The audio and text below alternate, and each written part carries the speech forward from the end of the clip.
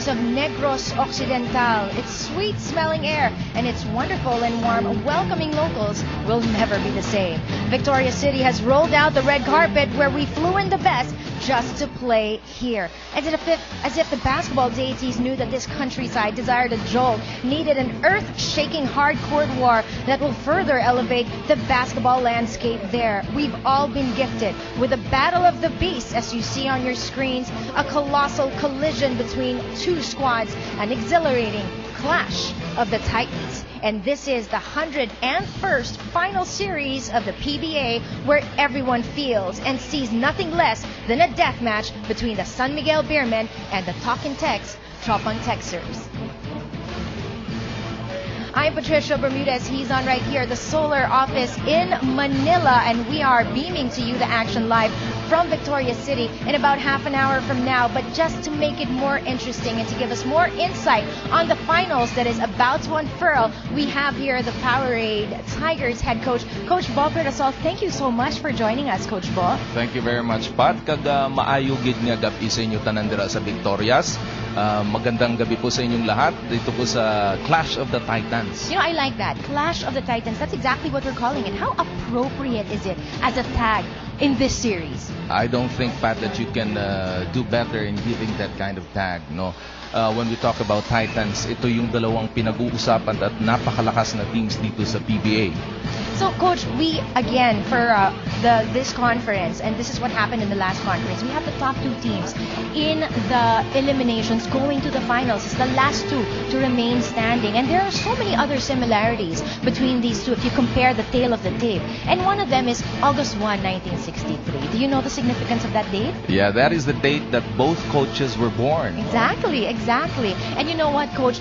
One of the reasons why Coach Trot and Coach Ato Agustin have a lot of things in common is because they actually go way back. Coach Trot Reyes actually coached Coach Ato Agustin back in the PABL, and their paths have crossed many times. But for you, can you describe the other similarities of these two coaches?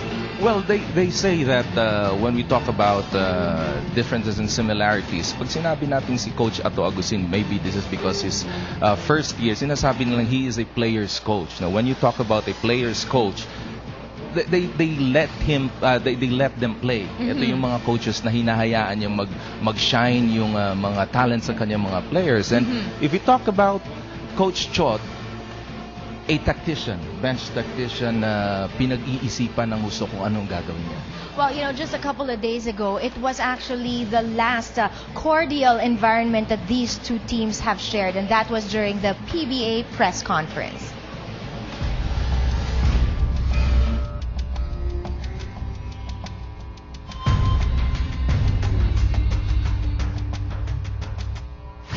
Welcome to the All-Philippine Cup Finals 2010, 2011. I don't think we can ask for a better matchup. The best kind of basketball the Philippines has to offer.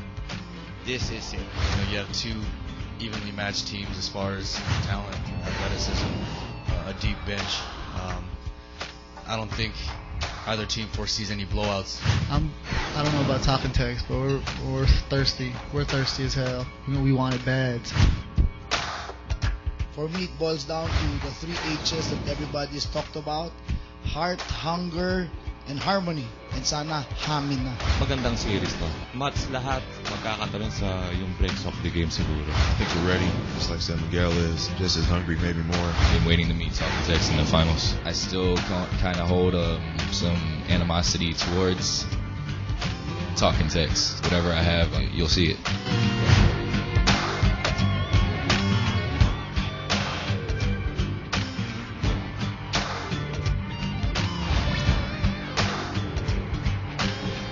Well, Coach Bo, so much was said during that press conference, but soon we will let their games do the talking. Now we're talking about these two powerhouse ball clubs right here. And if you talk of the San Miguel Beermen, in over 35 years that they've been in the league, they have had 32 final stints overall, in which they've amassed 18 titles, and the last one being in the 2009 Fiesta Conference against Ginebra. And they've been to the All-Filipino Finals 8 times and have conquered 4 for a 50% batting average and almost 15 years on the other side for Talking Texas lineage. Starting with the Mobiline Cellulars, they've won 2 titles overall in their 9 final stints, and both of those in an all-Filipino in 2003 and the 2009 season. Now asking you, Coach Bo, your experience as a head coach, how difficult is it to overcome these powerhouse ball clubs?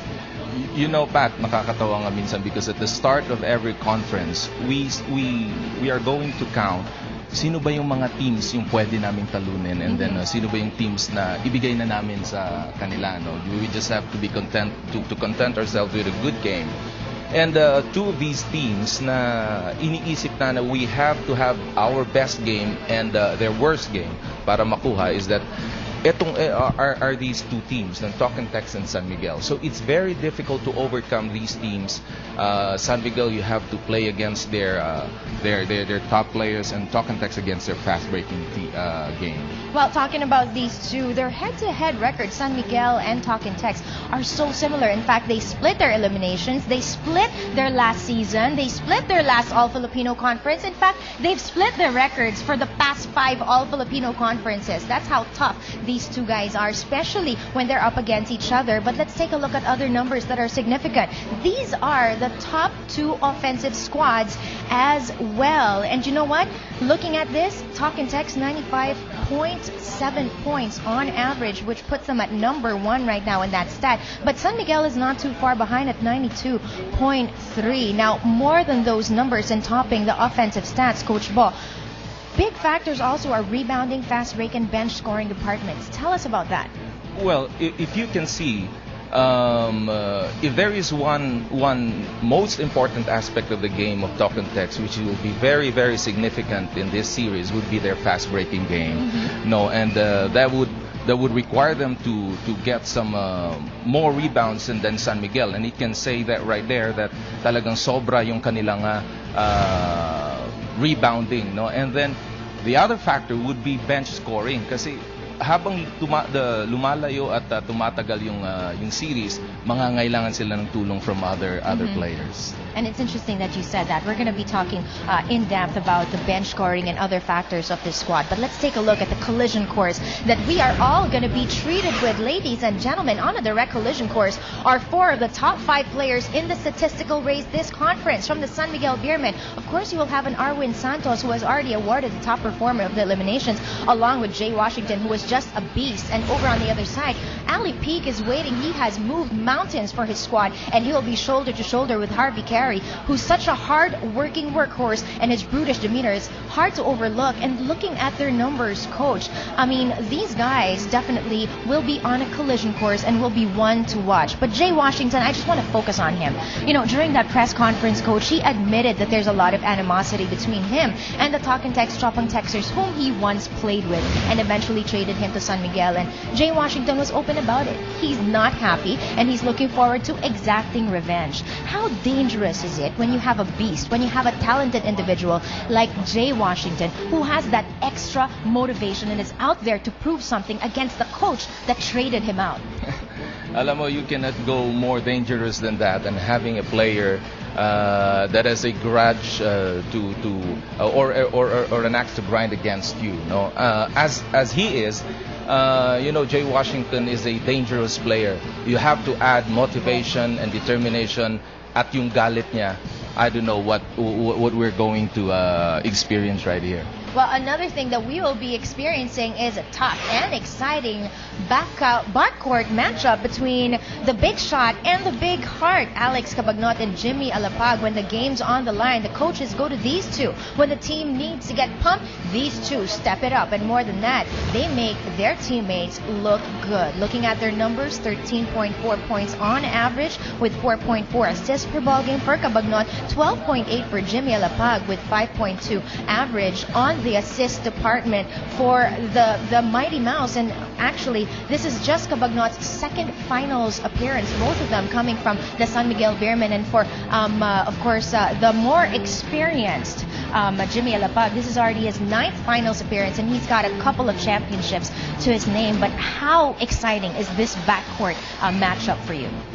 Alam mo, Pat, ito yung two best point guards na sa ngayon natin dito sa liga, and Alex Cabacnot had proven once again that he can finish a game, he can dictate the tempo, and Jimmy Alapag trying to save talk and text when they need him badly. So ito yung mga crucial factors that are going to play in this series.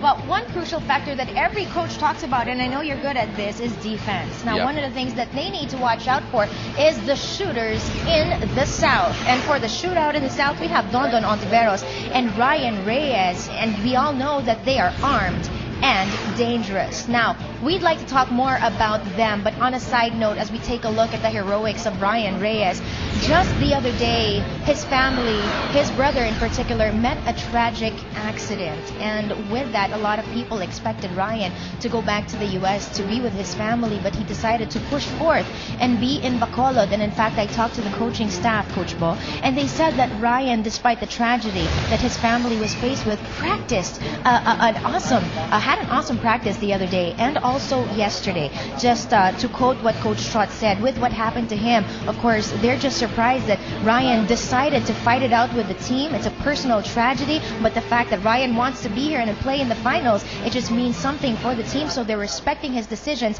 and are rallying behind him. But Ryan, again, we're talking about determination and grit. I'm sure it's not going to be an added factor for the Talk and Text, Tropang Texters. They're not using that at all. But definitely the fact that they're rallying and supporting Ryan in his decision, that must be such an emotional factor for them. I think that is very big for Talk and Text and for Ryan as an individual. No? I have to personally praise Ryan for sticking out with his team right now when they needed him the most. I think that as dangerous as Jay Wash has with his own motivation, I think Ryan Reyes has his own motivation as well. And I think that that is something that we have to watch in the series also. One thing that we have to watch out for the series is the upcoming tip-off, and we will be back here from the Solar Studios as well as an interaction with our panel in Victoria's. Back in a few.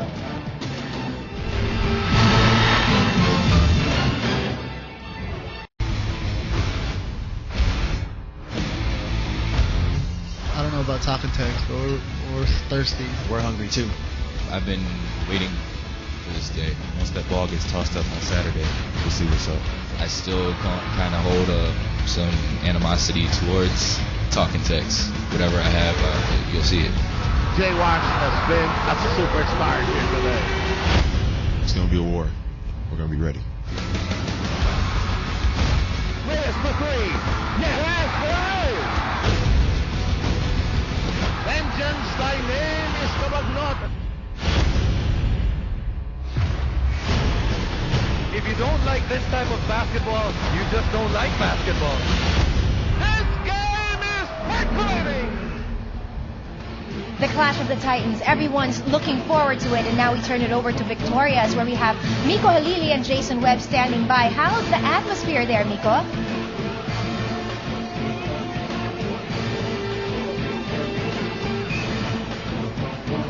Well, salamat Patricia, and yes, we're all excited here dito sa loob ng Victoria City Sports and Amusement Center. The city certainly is a buzz. Victoria City, of course, is a nice 1-hour drive away from Bacolod, but the entire Negros Island really buzzing with excitement over hosting Game 1 of the PBA Finals. You know, such a lovely place. Of course, we landed in Bacolod this morning, and the crowd, the fans, they're really excited about this championship, and so are we, because we are really seeing top two teams in the league this conference. You know, when you think about the matchup between San Miguel and Talk and Text in the finals, you think about two words: sa wakas. It's time for these two teams to meet for the championship. And go back to what Talk and Text did. Jason, Talk and Text was the most dangerous running team in the league, and they still are. Well, they had some big runs to be able to get that number one seeding, Miko. They're number one in offense, and they went through the quarterfinals as a